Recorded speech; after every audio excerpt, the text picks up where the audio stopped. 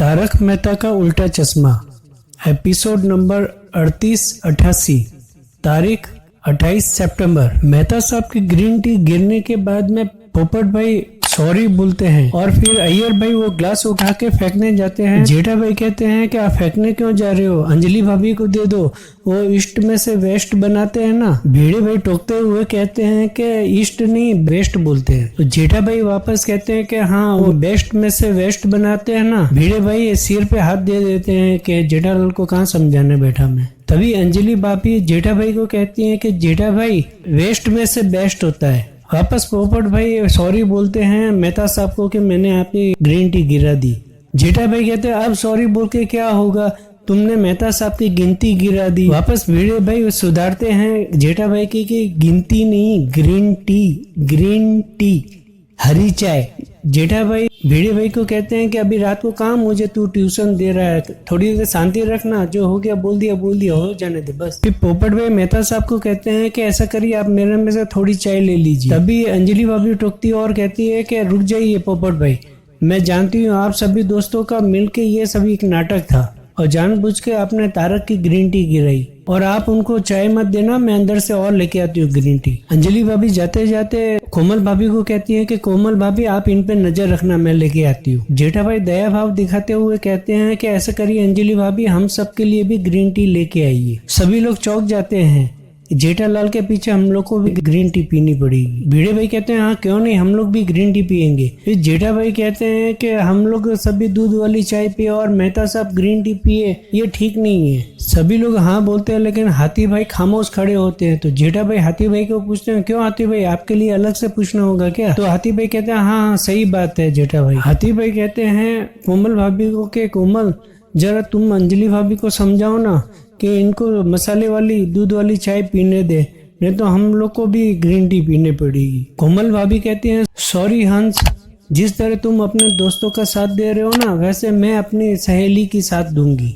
भिड़े भाई कहते हैं कि अंजलि भाभी मैं एक आपको सुझाव देता हूँ, यदि आप सही माने तो आप 7 ग्रीन बनाओगी, इससे अच्छा तो एक मसाले वाली चाय बनाओ तो आपके लिए किफायती रहेगी और समय भी बचेगा। तो सभी लोग कहते हैं हाँ बराबर बोले। जेठा भाई कहते हैं वाह भिड़े तूने बराबर बोला एकदम। पोपट भाई भी कहते हैं हाँ बराबर, क्या बात है। अंजलि भाभी कहती है हाँ ठीक है कोई बात नहीं, मैं तारक के लिए मसाले वाली चाय लेके आती हूँ। अंजलि भाभी जैसे चाय बनाने के लिए जाती है पीछे सोडी भाई रोकते और कहते हैं पड़ जाइए एक मिनट रुक जाइए, आपको मेहता साहब के लिए कोई मसाले वाली चाय बनाने की जरूरत नहीं है। सभी लोग सोडी भाई को टोकने लगते हैं, क्या एक दोस्तों की इस तरह की बात कर रहा है। सोडी भाई कहते हैं कि ठंडे दिमाग से पहले मेरी बात सुन लो फिर बोलो। हम सभी अपने में से थोड़ी थोड़ी यानी 5-5 ml चाय दे देंगे तो मेहता साहब के लिए 30 ml तो चाय हो ही जाएगी ना, और कटिंग चाय भी हो जाएगी। सभी लोग खुश हो जाते हैं और मेहता साहब कुछ ज्यादा ही खुश हो जाते हैं। जेठा भाई कहते हैं अरे सोडी तूने तो बहुत जबरदस्त आइडिया दी है। अंजलि भाभी कहती है वाह क्या दोस्ती है आप लोगों की, मैं फ्रेश कप लेके आती हूँ। सभी लोग थोड़ी थोड़ी चाय एक कप में देते रहते हैं और फिर मेहता साहब को सोडी भाई चाय दे देते हैं।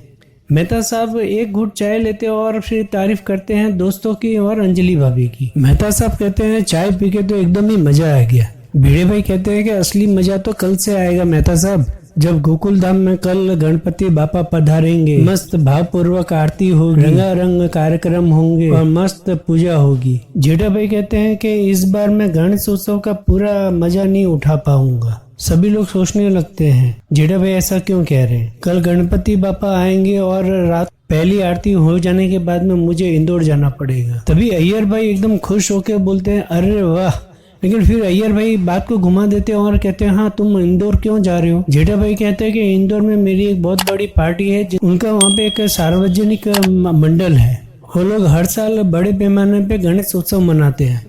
हर बार की तरह इस बार भी मुझे बोला कि आप आओ एक बार यहाँ पे। तो मैं हर साल उनकी बात को टाल रहा था कि अगले साल आऊंगा। तो इस बार तो उन लोगों ने मुझे अम्लीकेटन दे दी। सभी लोग एकदम चौंक जाते हैं कि ये अम्लीकेटन क्या होता है। अय्यर भाई पूछते क्या दिया तुमको। भिड़े भाई सुधारते हुए कहते हैं कि अल्टीमेटम दिया है। जेठा भाई कहते हैं कि वही, और कहते हैं कि यदि इस बार आप नहीं आए तो हमारी दोस्ती खत्म हमेशा के लिए और व्यापार भी खत्म, तो इसलिए अभी मुझे जाना ही पड़ेगा। सभी लोग कहते हैं हाँ जाके आओ। पोपट भाई कहते हैं कि हमारी तरफ से भी दर्शन कर लेना। तब हाथी भाई कहते हैं कि जेठा भाई मैंने सुना है कि इंदौर का नमकीन बहुत अच्छा आता है। जेठा भाई कहते हैं हाँ बहुत ही अच्छा आता है। तब हाथी भाई कहते हैं कि आप जब वापस आओ तो प्लीज माँ से नमकीन लेके आइएगा ना। जेठा भाई कहते हैं हाँ जरूर लेके आऊंगा हाथी भाई।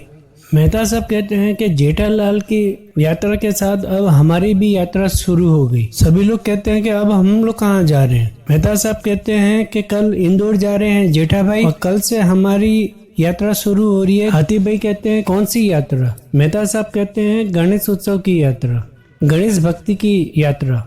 भिड़े भाई कहते हैं चलो अभी हम लोग सभी जाके सो जाते हैं और कल सुबह जल्दी उठ के फिर गणपति बापा को भी तो जल्दी लेके आना है ना। फिर मेहता साहब कहते हैं कि चलो इसी के साथ बोलो गणपति बापा मोरिया। अगली सुबह सभी तैयार होके मंडप के पास सभी आते हैं और पूरे मंडप को और गणपति बापा को भी देख के खुश होते हैं। अंजलि भाभी कहती है गणपति बापा के आते ही माहौल पूरा बदल जाता है। कोमल भाभी कहती है कि पूरा माहौल भक्तिमय हो जाता है। बबीता जी कहती है कि सभी में जोश और उमंग आ जाता है। फिर चंपक चाचा कहते हैं कि वाह टप्पू सेना वाह, हर साल के तरह तुम लोग की इस बार की भी मेहनत बहुत जबरदस्त है, बहुत जबरदस्त सजाया है तुम लोगों ने। भिड़े भाई कहते हैं कि ये ऐसा डेकोरेशन तो हमारे जमाने के पहले से, ये बोलने जाए तब तक पोपटलाल बोलते हैं कि अरे भिड़े ये डेकोरेशन तो तुम्हारे जमाने के पहले के जमाने का है। तभी जेठालाल कहता है कि अरे पोपटलाल ये भिड़े वही बोलने जा रहा है, तू बीच में बोल रहा है, पहले उसको पूरा बोलने तो दे। फिर भिड़े भाई को कहते हैं कि हाँ भिड़े तू यही बोलने वाला था ना। भिड़े भाई कहते हैं कि हाँ मैं यही बोलने जाता था कि मेरे जमाने के पहले के जमाने का है ये। कोमल भाभी कहते हैं कि बहुत जबरदस्त फिनिशिंग और एकदम साफ सुथरी सजावट की है और तारीफ करते हैं टप्पू सेना की। सभी लोग तारीफ करते हैं सजावट की। फिर माधवी भाभी भिड़े भाई को कहती है कि आप ये बताइए कि इस सजावट को आप कितना नंबर देंगे। पूरी टप्पू सेना कहती है हाँ कितने नंबर देंगे हमें। भिड़े भाई मराठी में कहते हैं कि 100 में से 100। जेठा भाई अय्यर भाई को कहते हैं कि अय्यर भाई ये आप इडली डोसा वाला सांभर मत समझना, सांभर मतलब 100 में। फिर तमिल में कुछ अय्यर भाई बोलते हैं जेठा भाई को। जेठा भाई कुछ समझते नहीं है लेकिन फिर भी कहते हैं हाँ हाँ बराबर है। अय्यर भाई कहते हैं कि मैंने क्या बोला तुमको समझ में आया। जेठा भाई कहते हैं कि हाँ आया ना समझ में। अय्यर भाई कहते हैं तो बताओ क्या बोला मैंने। जेठा भाई कहते हैं भिड़े समझा तो क्या बोला।